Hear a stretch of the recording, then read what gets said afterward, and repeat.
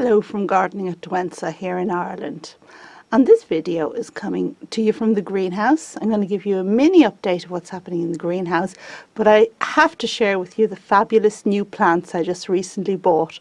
So come on, let's have a look at them. They're really super.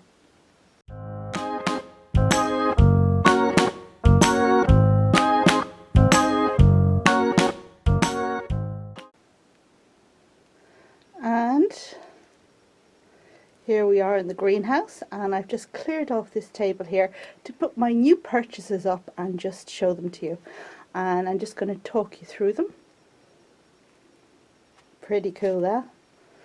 Okay, so I went to visit a garden centre recently, one where I didn't expect to find much, but I thought I'll get a few tulips and put them in pots in the greenhouse because, well, putting tulips in pots, it's just what you do, and well, I think I'm going to be doing that until the day I die because they're just such wonderful plants and you do want to have as many of them as you can.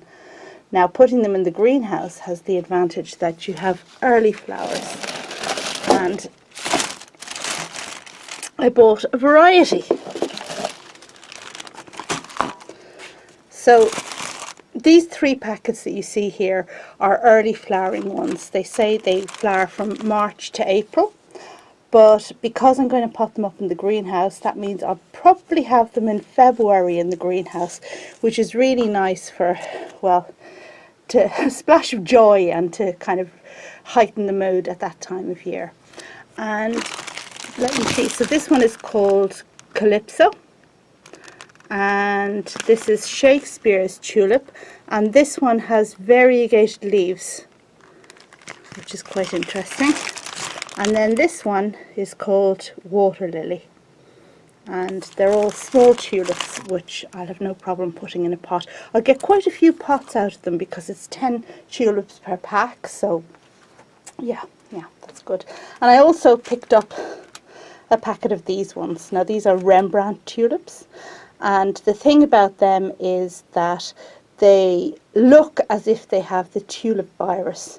Now anyone who's studied the history of tulips will know that the Dutch really nearly went bankrupt at one stage in their history because of tulips, and it all revolved around tulips that had come from Turkey with the tulip break virus on them, which meant that they would come up with streaks of different colours in the one bulb, never the same in any given year. And they didn't understand this at the time, that it was actually a virus that tulip was suffering from. But it has beautiful results, as you can see from that. But we don't, tulips with viruses aren't for sale anymore because, well, it's not a very healthy thing to introduce to your garden. So this is the only one that is reminiscent of the tulip break virus. And anyway, long story, yeah, but I'm going to plant these. I mightn't keep those in the greenhouse, I might put them out, haven't decided yet. But if you want to see a video of me potting up tulips for the greenhouse, then do put that down below, but there's going to be nothing special about it really. Okay, so what else did I get? And I suppose I could show you the watering can, which is actually for the house, because I managed to break all my watering cans recently. And a very important thing is to not have a hole at the back of the handle. I don't know if you've seen ones with that kind of design fault. So if you fill it too high, the water comes out the back. And this isn't like that, so that's good. And then the 2 things I bought are, number 1, this beautiful Fatsia polycarpa. Now, Fatsia polycarpa has been on and off my wish list for a number of years. It's supposedly hardy, but a really bad winter could see it off in this part of the world.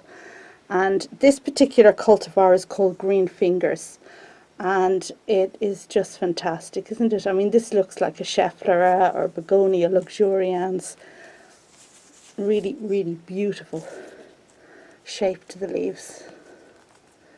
So I haven't decided whether I'll plant this out in the garden or not. Probably will, but in any case, if I do, it won't be until next spring when it's had a chance to, well, so that it gets a chance to just grow for a good bit before the weather gets bad.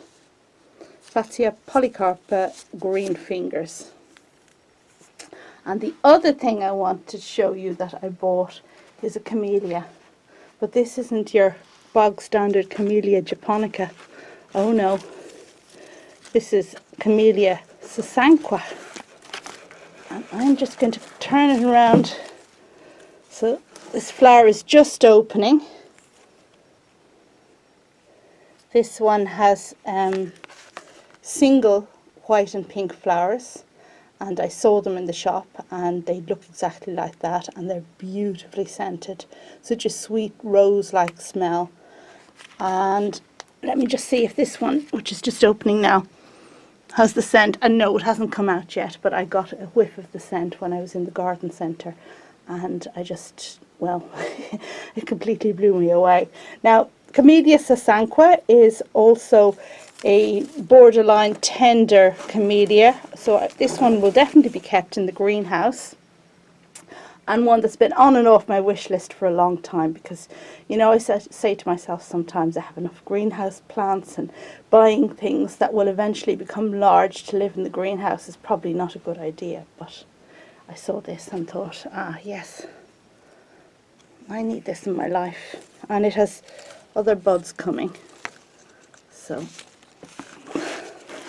I was careful to choose the best looking plant that also had buds coming, so I can actually enjoy these flowers this year. And this particular one is called Rainbow. The cultivar is Rainbow, and that's no surprise really.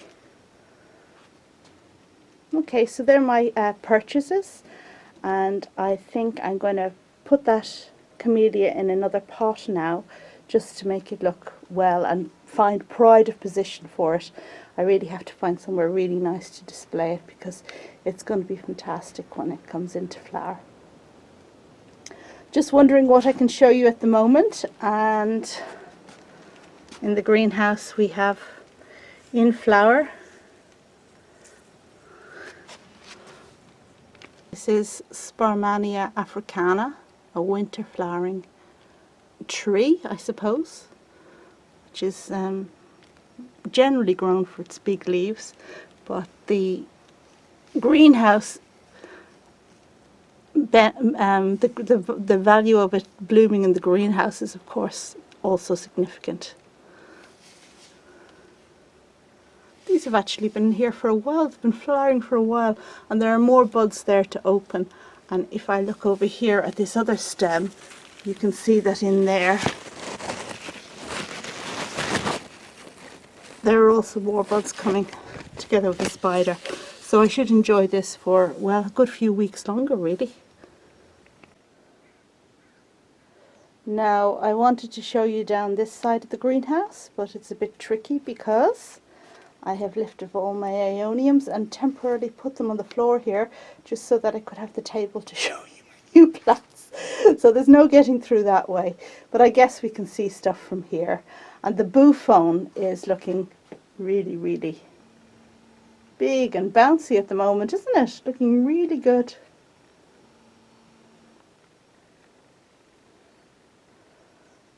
Just panning over here.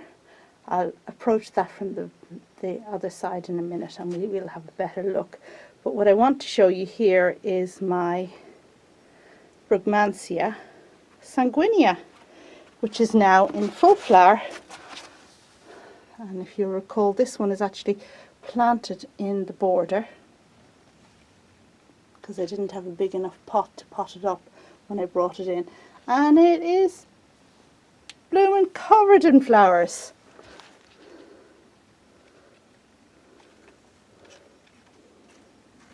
And such a great colour too. Now, no scent or insignificant scent, which is unusual for Brugmansias, but you know, you can't have everything. This one is generally the no-nonsense one, does better than all of the others as far as I'm concerned. And it's flanked here by Salvia leucantha, which is a beautiful salvia, so soft and tactile, that flowers terribly late. And unfortunately I have it kind of squished up against the Brugmansia at the moment, so it's difficult to see it. And this Brugmansia has orange funnels. Really, really dark colour, almost red. In fact, in some lights it definitely looks red, but I guess what makes it decidedly orange is the fact that you have this deep yellow here. And I don't know about you, but whenever I see red and a deep yellow together, it makes me think orange, even if there is actually no orange. Perhaps here, as it migrates from yellow to red, there is some orange. Covered in flowers. So if I get rid of all my Brugmansias, I will definitely keep this one. Look at that. And I just want to introduce you to Boo Boo. And Boo Boo is a stone pig that was given to me for my birthday just gone. And such a happy pig, did you ever see? Anyway, Boo Boo's guarding the greenhouse for the winter.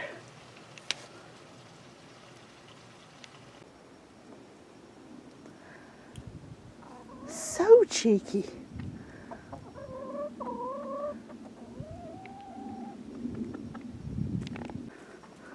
No! Out! Come on, out!